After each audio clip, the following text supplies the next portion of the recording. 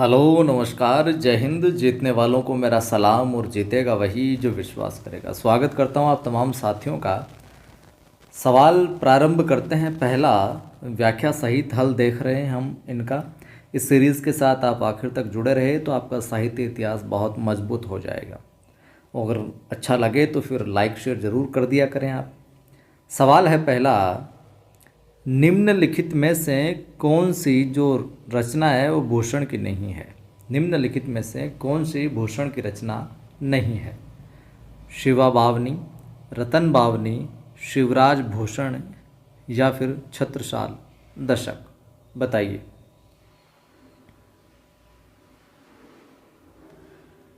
क्या होगा उत्तर?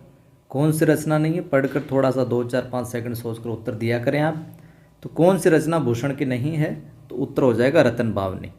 क्या हो जाए? बी विकल्प हो जाए। तो रतन बावनी भूषण की नहीं है तो फिर किन की है? तो रतन बावनी भूषण की रचना नहीं है, बल्कि ये जो रचना है, जो रीतिकाल के कवि हैं कौन? केशव। तो रतन बावनी किसकी है? केशव दास की है। केशव दास की। और ये रीतिकाल के कवि हैं। केशव दास की बाकी रचनाओं के बारे में मैं बात करूं, और रचनाओं के बारे में कि और कौन कौन सी रचनाएं केशव दास की। तो केशव दास के अन्य रचनाओं में एक रसिक प्रिया आती है। हम उन्हीं की चर्चा करेंगे जो परीक्षा में बार बार पूछी जाती है। रसिक प्रिया हो गई, रामचंद्रिका हो गई।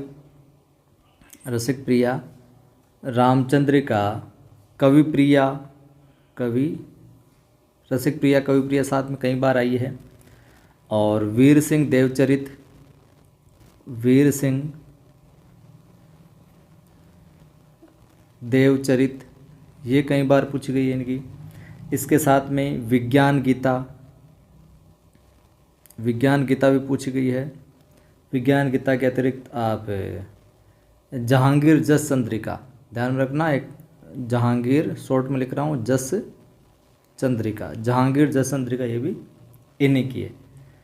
और जो अपने हैं शिवा बावनी, शिवराज भूषण की, तथा छत्रसाल दशक, ये भूषण की रचना है। शिवा बावनी और बाकी जो अन्य, ये भूषण की है।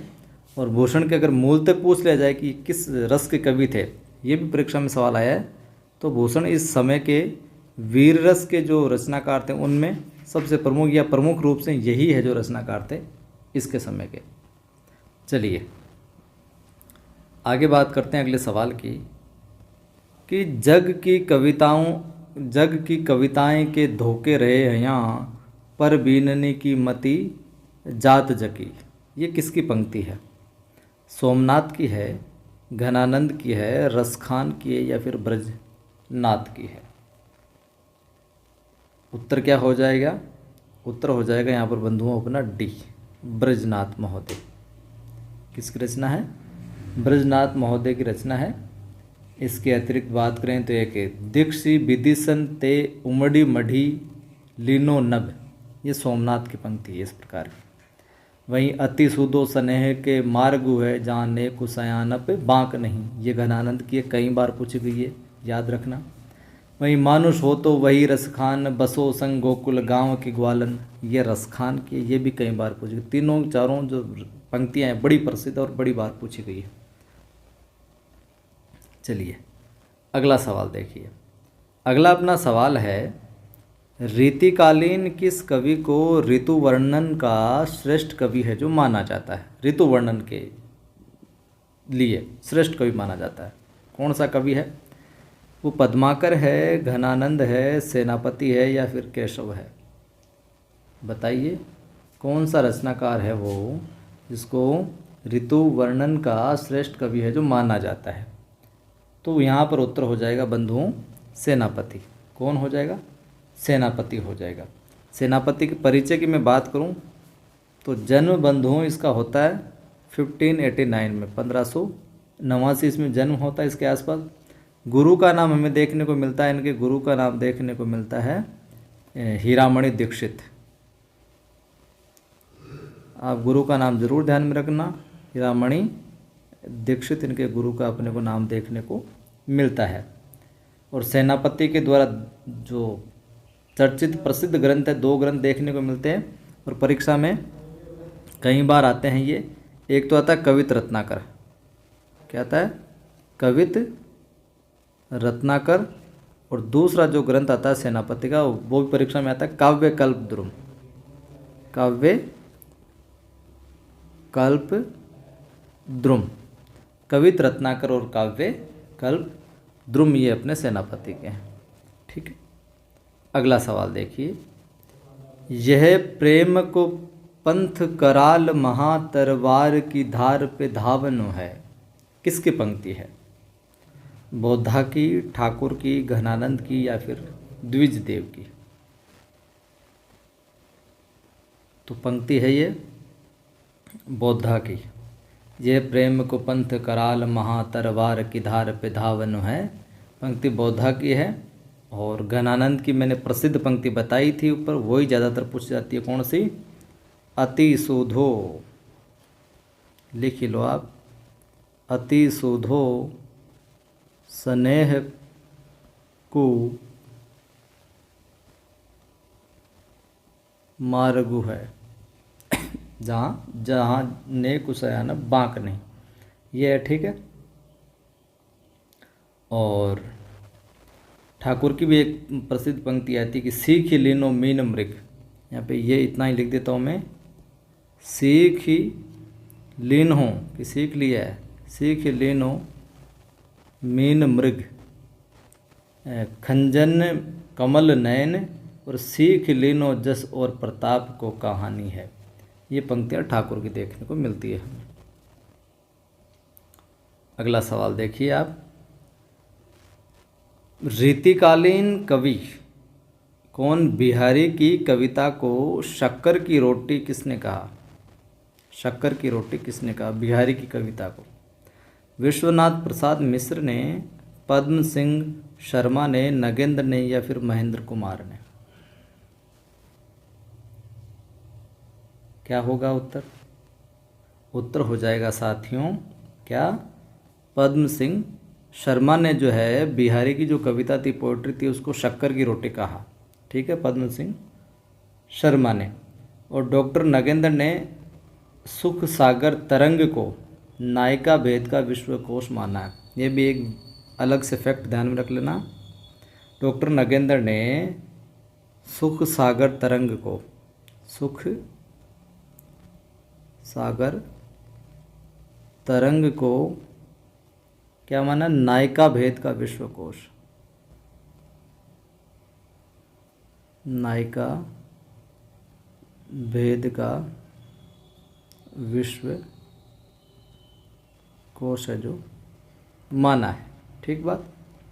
अगला सवाल देखिए, और आप जीके की तैयारी करना चाहते हैं, बिल्कुल डेली 6 बजे क्लास होती है करंट की, अपने जो अपना दूसरा चैनल है यूट्यूब नवसृजन क्लासेज, तो इस चैनल को भी आप सब्सक्राइब कर लीजिएगा। फ्री ऑफ कॉस्ट क्लास डलती है 6 बजे सुबह डेली नवसृजन क्लासेज पर। अगला सवाल है, उत्तर मध्यकाल को श्रृंगार काल किसने कहा है? विश्वनाथ प्रसाद मिश्र ने, रामचंद्र शुक्ल ने, रामकुमार वर्मा ने, हजारी प्रसाद द्विवेदी ने? किसने कहा उत्तर मध्यकाल को श्रृंगार काल? तो बंधुओं यहाँ पर अपना उत्तर हो जाएगा ए, विश्वनाथ प्रसाद मिश्र ने श्रृंगार काल कहा उत्तर मध्यकाल को। ठीक है, और रामचंद्र शुक्ल ने उत्तर मध्यकाल को क्या कहा? रीतिकाल है जो कहा। अगला सवाल देखिए, प्रबंध काव्य को वनस्थली, कि प्रबंध काव्य तो क्या है? वनस्थली है, और जो मुक्तक काव्य है वो क्या है? गुलदस्ता है। ये बात किसने कही? प्रबंध काव्य को तो वनस्थली और मुक्तक काव्य को गुलदस्ता किसने कहा? डॉक्टर नगेंद्र ने, हजारी प्रसाद द्विवेदी ने, आचार्य रामचंद्र शुक्ल ने या फिर नंद दुलारे वाजपेयी ने? बताइए। तो यहाँ पर बंधुओं सही उत्तर क्या हो जाएगा? रामचंद्र शुक्ल हो जाएगा। सी विकल्प अपना यहाँ पर क्या हो जाएगा? सही हो जाएगा। तो प्रबंध काव्य को तो वनस्थली और मुक्तक काव्य को गुलदस्ता आचार्य रामचंद्र शुक्ल ने कहा। और किसके संदर्भ में कहा? ये बात भी ध्यान में रख लो, बिहारी के संदर्भ में कहा। सीधा सीधा पूछे तो शुक्ल कर देना, और किसके संदर्भ में कहा? तो वो अगर पूछे तो आपको कर देना बिहारी के संदर्भ में ये बात है जो कहते हैं। डॉक्टर नगेंद्र जो थे उन्होंने छायावाद स्थूल के प्रति सूक्ष्म का विद्रोह है ये बात कही। डॉक्टर नगेंद्र ने क्या कहा? छायावाद, ये पंक्ति भी, ये कोट भी कई बार पूछा गया। छायावाद स्थूल के प्रति, छायावाद स्थूल के प्रति सूक्ष्म का क्या है? विद्रोह है, ये बात कहते हैं डॉक्टर नगेंद्र। नंद दुलायर रे जो वाजपेयी हैं, ये अपना चौथा विकल्प जो है, इन्होंने भैया वाजपेयी साहब ने छायावाद को मानव अथवा प्रकृति के, वहाँ तो उन्होंने सीधा सीधा स्थूल कह दिया, यहाँ इन्होंने छायावाद को मानव अथवा प्रकृति के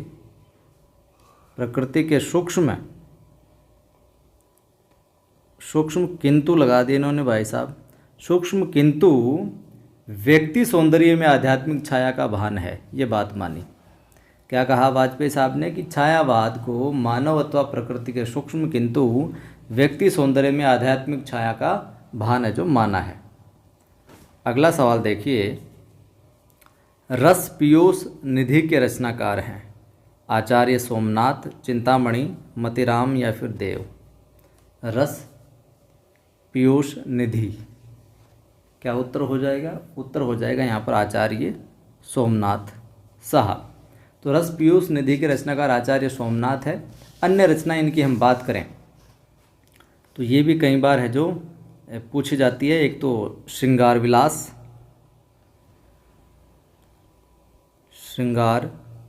विलास, इसके साथ में ही एक सुजान विलास देखने को मिलेगा इनके यहाँ पर, सुजान विलास। एक कृष्ण लीलावती, ठीक है। चिंतामणि की रचनाओं में मैं बात करूं तो रस विलास, ध्यान में रखना, रस विलास समझ के सोमनाथ को मत टिका देना।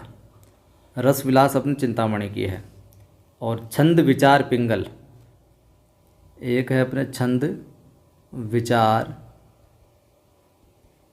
पिंगल। कवि कुल कल्पतरु, वेरी इम्पोर्टेंट, कवि कुल कल्पतरु। पहले हमने क्या देखी? काव्य, जो ऊपर देखी थी सेनापति वाली, काव्य कल्पद्रुम कवित रत्नाकर, और काव्य कल्पद्रुम किसकी है? सेनापति की। और यहाँ पर क्या? कविकुल कल्पतरु है, ये अपने किसकी है? चिंतामणि की है, ठीक है। और एक आती है काव्य प्रकाश भी किसकी है? चिंतामणि महोदय की है। फिर मैं बात करूँ मतिराम की रचनाओं में, तो मतिराम की रचनाओं में आप लिख लीजिए यहाँ पर, एक तो फूल मंजरी लिख लीजिए, एक साहित्य सार लिख लीजिए मतिराम की रचनाओं में, साहित्य सार लिख लीजिए। इसके अतिरिक्त ललित ललाम लिख लीजिए, ललित ललाम के विषय में कई बार पूछा गया, ललित ललाम लिख लीजिए। इसके अतिरिक्त आप रसराज लिख लीजिए, अलंकार पंचाशिका पूछी गई है, ये लिख लीजिए। एक वृत्त कौमुदी नाम से हैं, ये भी मतिराम की वृत्त कौमुदी, ये भी आप लिख लीजिए, किसकी है? मतिराम की। और देव की रचनाओं में लिख लीजिए भाव विलास, भवानी विलास, जाति विलास और काव्य रसायन। काव्य रसायन को विशेष तौर से ध्यान में रखिएगा, देव की है और कई बार पूछी गई है, ठीक है, काव्य रसायन।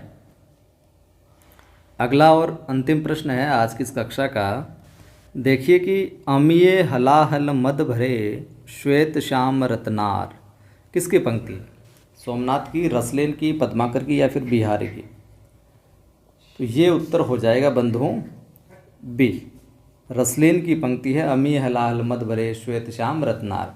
तो ये थे आज की कक्षा में कुछ विशेष प्रश्न। अच्छे लगे तो ज़रूर लाइक कीजिएगा, शेयर कीजिएगा। पहली बार जो भी बंधु देख रहा है, चैनल को सब्सक्राइब कई लोगों ने नहीं कर रखा, देखते ज़रूर हैं, तो सब्सक्राइब करके बेल आइकन क्लिक जरूर कर लें ताकि वीडियो का नोटिफिकेशन मिलता रहे। साथ ही अपने 2 टेलीग्राम चैनल है, कवि आदि गणेश हिंदी और नवसृजन क्लासेज, दोनों को फॉलो कर ले, वहाँ पर PDF वगैरह अन्य जानकारी मिलती रहेगी। और सेकंड ग्रेड हिंदी की अपनी 1 लाइनर बुक नज़दीकी बुक स्टोर पर मिल जाएगी, नहीं मिले तो उनको बोलना पायल बुक हाउस जयपुर से मंगवा कर दे दे, बुक स्टोर वालों को। फिर भी नहीं मिले तो आप फ़ोन इन पर व्हाट्सअप कर दीजिएगा 8619738734। इन पर व्हाट्सअप करना है आपको। तो आपको किस प्रकार से ऑनलाइन मिलेगी 8619738734 किस प्रकार से ऑनलाइन मिलेगी, सारी जानकारी आपको व्हाट्सअप पर जो दे दी जाएगी। जय हिंद, फिर मिलता।